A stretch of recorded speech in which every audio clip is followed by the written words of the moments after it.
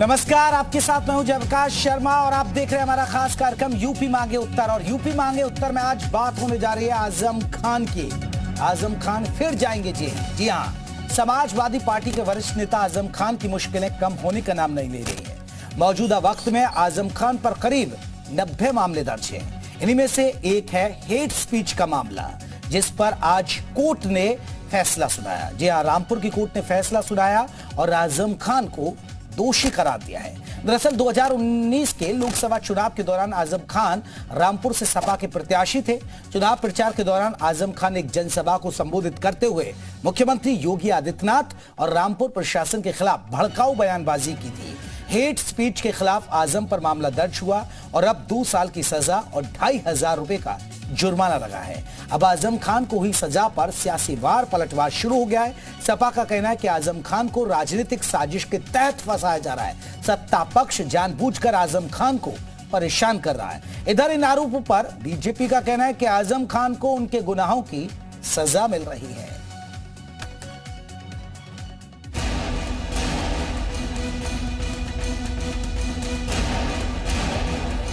Samajwadi party के वरिष्ठ नेता आजम खान को एक और झटका लगा है। हेट स्पीच के मामले में फैसला सुनाते हुए रामपुर की कोर्ट ने आजम खान को दोषी करार दिया और उन्हें सजा सुनाई। मोहम्मद आजम खान को दोषी पाया गया है। माननीय न्यायालय ने जो है 505(1)(b) और 125 लोक प्रतिद्वंद नियम में 2 वर्ष की सजा और 1,000 का जुर्माना लगाया है। 171(g) IPC में 500 रुपये का जुर्माना लगाया है। टोटल 2 वर्ष की सजा और 2,500 रुपये की जुर्माना लगाया गया है। दरअसल 2019 में लोकसभा चुनाव के प्रचार के दौरान आजम खान ने भड़काऊ बयान दिया था। रामपुर में जनसभा को संबोधित करते हुए उन्होंने सीएम योगी और रामपुर प्रशासन के खिलाफ भड़काऊ बातें कही थी। मामले में रामपुर के शहजाद थाने में आजम खान के खिलाफ मुकदमा दर्ज हुआ था। रामपुर की MP MLA कोर्ट ने दोनों पक्षों को सुनने के बाद अब फैसला सुनाया है। कोर्ट ने आजम को 2 साल की सजा सुनाई है। सत्य की जीत होती है, समय चाहे जो भी लगे। आज सत्य की जीत हुई है। एक गुनाहगार, एक दोषी को सजा मिली है और ऐसे दोषी को जब सजा मिलती है तो भारत का लोकतंत्र और मजबूत मिलता है। इस फैसले का अवलोकन कर रहे हैं कामाबाई फुल स्टॉप।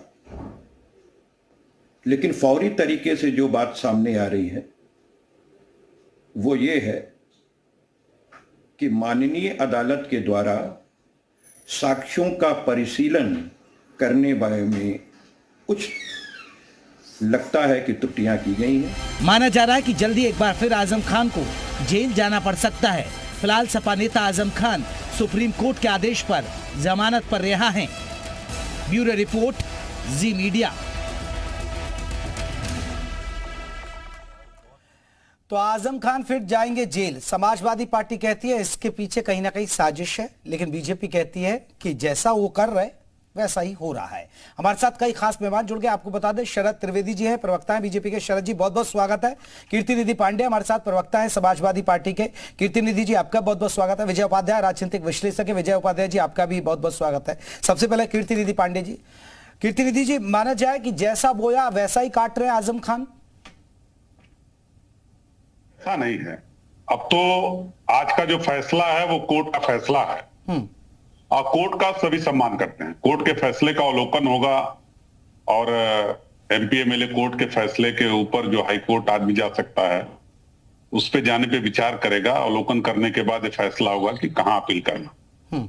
लेकिन एक बात तो तय है कि सरकार 2017 में जब समाजवादी पार्टी की गई और भारतीय जनता पार्टी की सरकार आई, ये आजम साहब पे जितने मुकदमे लिखे गए हैं वो इसी सरकार में लिखे गए और एक सोची समझी रणनीति के तहत एक मुकदमे लिखे गए और 80-90 मुकदमे लिख दिए गए। ताबड़तोड़ मुकदमे लिखे। तमाम मुकदमों में आपने देखा होगा कि जब कलेक्टर का ट्रांसफर हो गया तो तमाम अफसरों ने कहा, बाबुओं ने कहा कि ये तो DM साहब जबरदस्ती मुकदमा लिखवाए। तमाम इस तरीके का प्रकरण भी सामने आया हम। तो इस बात से आप इनकार नहीं कर सकते कि सरकार की साजिश नहीं। लेकिन कोर्ट का फैसला तो उसका सब सम्मान करेंगे और जो अपीली कोर्ट होगी वहां लेकिन कीर्ति निधि पांडे जी, ठीक है, आप कह रहे हैं कि ये साजिश है, आपको साजिश नजर आती है, लेकिन आप बताइए, अब वो प्रधानमंत्री नरेंद्र मोदी के खिलाफ बोलते हैं, वो सीएम योगी के खिलाफ बोलते हैं, जया प्रदा के खिलाफ बोलते हैं, वो प्रशासनिक अधिकारियों के खिलाफ विवादित बयान देते हैं, वो महिलाओं के खिलाफ बोलते हैं कि मुझे पूछकर बच्चे पैदा। सर ये बयान उन्होंने दिए, ये सरकार की तरफ से तो बयान नहीं है। आपको अगर याद हो तो देश के अंदर तमाम ऐसे लोग हैं जो कट्टरतावादी बयान दिए, तमाम ऐसे लोग हैं जो नफरती भाषण दिए भारतीय तो सर ज्यादातर पे केस चल रहा होगा, आप कोई सा भी उदाहरण उठा लीजिए। और आपको बताऊं, एक भी व्यक्ति का नाम अगर आपको याद हो तो बता देते जिसको सजा हो।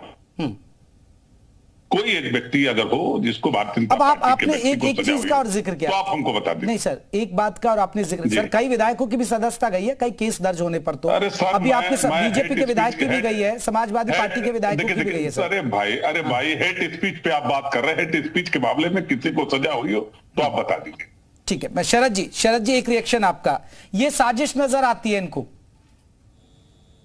देखिए, इन्होंने, हमारे मित्र हैं, इन्होंने एक बात बहुत अच्छी कही है कि ये भारतीय जनता पार्टी के शासन में ही इनके ऊपर केस फाइल किए गए, क्योंकि इससे पहले इनकी खुद की सरकार थी, तो जहां इनकी सरकार में पुलिस जो है वो भैंसे पकड़ती थी, तो वहां आप ये नहीं उम्मीद कर सकते कि इनके खिलाफ केस फाइल कर सकती। और इन्होंने जो बयान दिए हैं वो रिकॉर्डेड है, आपके चैनल पे भी वो दिखाया गया था जब इन्होंने कहा था कि मैं एसपी और डीएम से जो है जूते पॉलिश कराऊंगा। तो इस तरह के जो बयान है इन्होंने पहले भी दिए हैं, तो ये इसके पहले भी इनके ऊपर सजा हुई है। उसमें भी अगर इन्होंने जैसे कहा, अभी हमारे मित्र हैं जो समाजवादी पार्टी के श्रीवास्तव जी, उन्होंने भी ये बात कही कि साहब इसमें कुछ चीजें कोर्ट के सामने इन्होंने नहीं रखी होंगी, तो उन्होंने क्यों नहीं रखी कोर्ट के सामने? जो चीजें रखनी चाहिए आपको कोर्ट पूरा मौका देता है, आपकी आखिरी बहस की जाती है, आप बयान देते हैं और जो भी साक्ष्य आप कोर्ट के सामने रखते हैं। तो 2 केस में कोर्ट ने इनके खिलाफ सजा दे दी, इसका मतलब कुछ ना कुछ तो इन्होंने किया। और जैसे हमारे मित्र भी कह रहे हैं कि साहब और पार्टियों के खिलाफ ऐसा नहीं हुआ, भारतीय जनता पार्टी के कई सदस्यों की जो विधायकी गई है, कईयों की संसदीय गई है, और अभी हाल में माननीय राहुल गांधी जी की खुद की सदस्यता चली गई है। तो जो भी इस तरह के बयान देंगे, ये कानून का शासन है, कानून उसकी रक्षा करता है। अगर इस तरह के बयान दिए हैं और ये अपने बयानों के लिए कोई भी डिफेंस में अपनी चीज नहीं रख सके, तो कोर्ट ने इनको सजा दे दी है, और सजा 3 साल की होनी चाहिए थी, इनको फिर भी 2 साल की सजा दी है। इनके साथ तो रियायत बरती है कानून ने और कोर्ट ने।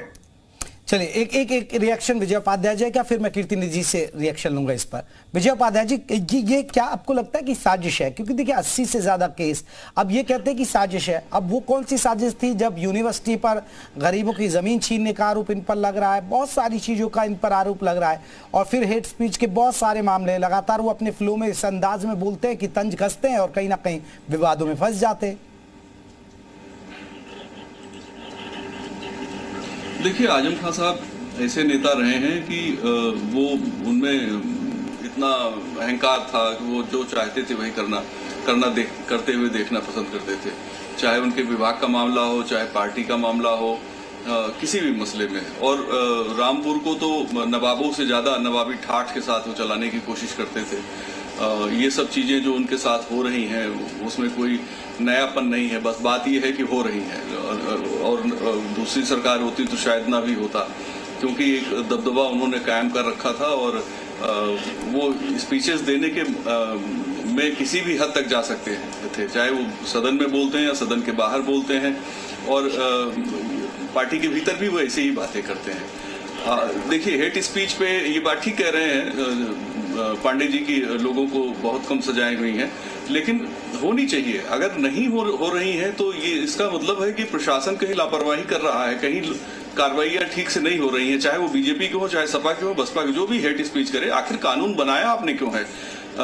जब कानून है तो कानून तोड़ने वालों को सजा भी मिलनी चाहिए, और मुझे लगता है कि इससे सभी को सबक मिलेगी। सिर्फ आजम खां के लिए नहीं है ये तो पूरी पॉलिटिकल लॉबी के लिए है, चाहे वो किसी भी पार्टी के हो, कि अगर वो हेट स्पीच करेंगे तो उनको सजा मिल सकती है और चुनाव लड़ना उनके लिए मुश्किल हो सकता है। तो ये मुझे लगता है नजीर के तौर पे इसको देखा जाना चाहिए। और जो बाकी मुकदमे आजम खां के ऊपर हैं, वो सारे मुकदमे लोकल लोगों ने दर्ज कराए हैं। जब जेल से वो रिहा होकर वहां पहुंचे तो उन्होंने इसके लिए वहां के लोगों पे काफी लानत मानत की थी, बहुत कुछ बोला था कि हमें तो अपनों ने ही फंसाया, तो वो बहुत सी चीजें उन्होंने खुद कही थी। तो जो उनसे दबे कुचले थे, उनके डर के मारे FIR नहीं कर रहे थे, लुट पिट रहे थे, जमीनें जा रही थी, वक्फ की जमीनें जा रही थी, ग्राम पंचायत की हो, दलितों की हो, तो आप अपने ख्वाब की तामीर के लिए लोगों से हेल्प लेके काम कर सकते हैं। आप किसी को